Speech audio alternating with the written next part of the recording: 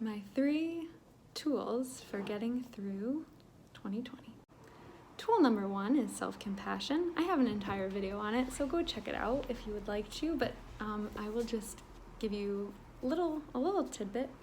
1 is anytime you're dealing with anything, pain in your body, frustration with somebody, frustration with yourself, guilt, any problem that you have to solve, offering compassion to yourself, saying, this is a moment of suffering. Suffering is part of life. May I be kind to myself in this moment. May I give myself the compassion I need. That is from the book Self-Compassion by Kristin Neff, and it is so soothing to me. It may not be at first, and it wasn't for me at first either, but once I said it, I basically sat with it and took some deep breaths until I could really feel it in my body.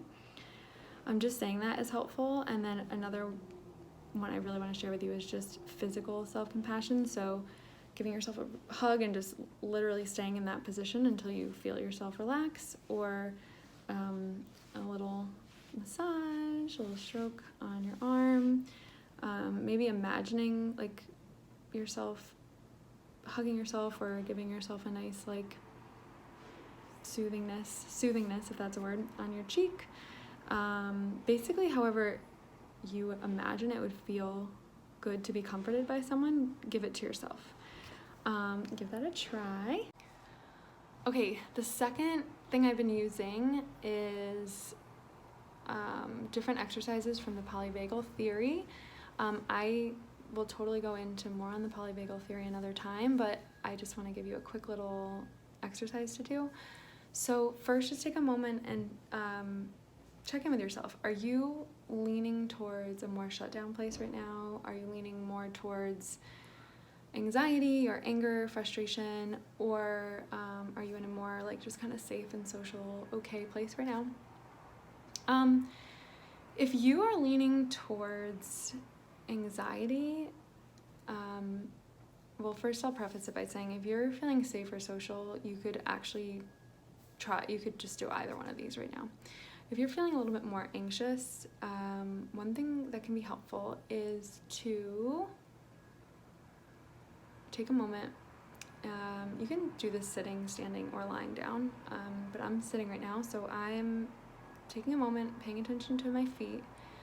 I'm noticing where they touch the ground, or actually like where they're touching my shoe, the contact points. And then you can do this when you're standing, you can do this when you're laying. When you're laying, you could either do kind of like where the bottom of your feet, like maybe your heel is touching the bed or a couch or floor, or you can even just sort of feel where the air is touching your feet or your socks. Okay, so, and you're just taking a few moments and just sitting with that sensation. And then just check in with yourself. Did anything shift? Give yourself a couple minutes. And then if you are feeling more shut down, you're gonna start off similarly. You're just gonna pay attention to where your feet are making contact. And then you're gonna just like a 1 out of 10 pressure. You're gonna give just the slightest amount of pressure with your feet. So this one is actually really good to do sitting or standing, I would say. If you're really having a hard time and you don't want to get up, I would say just imagine yourself giving pressure, or like just move your feet a little bit, but you could even imagine what it would feel like to put pressure on the ground. And just check in, see how you feel. Okay, the final tool I'm going to share today that I've been using to get through 2020 is the self-coaching model. So, the self-coaching model, created by Brooke Castillo, who is my coach, Kristen Carter's coach. She didn't create the concepts necessarily, but she packaged it really nicely into a little formula that makes it easy to use, which is CTFAR. So the idea is you have your circumstance, which is just the facts of what's going on. This has to be something that's a fact, so a neutral statement. Person said, blank, not like person said blank with an attitude. That would be the thought. You would add to your thought line, they had an attitude. So the circumstances are neutral. Your thoughts create your feelings that you're having. The feelings you're having create the actions that you take, or they drive them. And then the actions you take create the results in your life.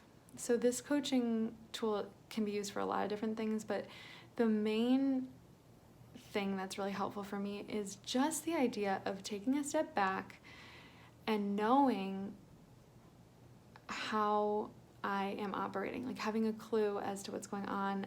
And I think because for a long time I really didn't really understand how I really believed that my circumstances were causing my feelings. So I really believed all the time that if someone said something and I didn't like it, they were doing something wrong. Like they made me feel bad. They did that thing. And the first time I got a different idea about this was when I learned a different approach to parenting, and my favorite parenting lady, Dr. Laura Markham, talked about the idea that we know that it's not the behavior that drives the parents' feelings and then their reactions to it, because one kid can say something, a specific word or something, and a parent can be so offended and so upset about that, and another parent might be like, oh my gosh, can you believe our kid said that, and just crack up. Like, people have different opinions and thoughts about things, so it's really your kid didn't do it to you, your thoughts about it did it, right? And so I'm a very like skeptic-minded person. I tend to like want to challenge things, and so I can always like see where you might be like, wait, but what about this? So first of all, I think it's really important to note that the goal isn't to feel great. So like if you feel crappy, you didn't do something wrong. If you decide that the circumstance of your child saying this, it equals that's not acceptable and that's not okay, that's fine. And it's fine for you to feel how you feel about it. And same with anything in the world. So at first I think I got very like, well, wait, there are things that are just bad, right? Like if someone dies, that's a bad thing. But we know that that's not necessarily true. If someone I lose and I'm close to dies, then I am going to be upset because I have a lot of thoughts and feelings about that person. Whereas if someone dies every second of the day and I'm not having any thoughts or feelings about it. So it really is just the thought that I'm having. But it doesn't mean that I shouldn't think or feel that way. Like it's like sometimes the answer is like, yeah, okay, I see how my mind is working right now and I like it. I like how that is. Sometimes I see how my mind is working, like I've decided something is, this big catastrophic situation. I have a lot of thoughts about how things are, and once I see what's happening, I can take a step back and I can realize like, oh, do I really want to think this way about this? Like, and sometimes as soon as I realize, as soon as I just see the thoughts I'm having about something, I'm like, oh, okay, that's why I feel so crappy. And I don't need to, like I don't want to look at this way anymore. So it's just given me a lot of freedom. And then doing coaching has been what's helped me the most. It's really helped me to see where there are thoughts that are driving my feelings and actions that I didn't realize that I was having.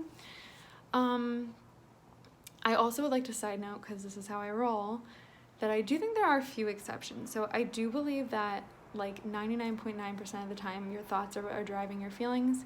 I do believe that, and this is a little bit more of a polyvagal approach, and that's why I just like to be able to combine it all, but I do believe that, especially with prolonged trauma and stress in someone's life, their window of tolerance may be smaller to stress and have exaggerated nervous system responses, but also just all of us have triggers. Like all of us have certain things in our life that like may not be because of the thought we have about it. It may just remind us, like a smell or something might, like before you have a conscious thought about it, which you will, but before you do, your whole body is assessing, and there are times where you will very quickly have a response about something before you've had a thought. However, you will then most likely go into a thought that is going to match the state that you're in. And so I just want to preface that, like, yeah, like there are times when you're just not feeling safe, and it is sort of more the state that you're in or the immediate trigger of an environment. But I think this tool is so amazing to just give you some clarity on how things are operating in your life, and to just take a step back.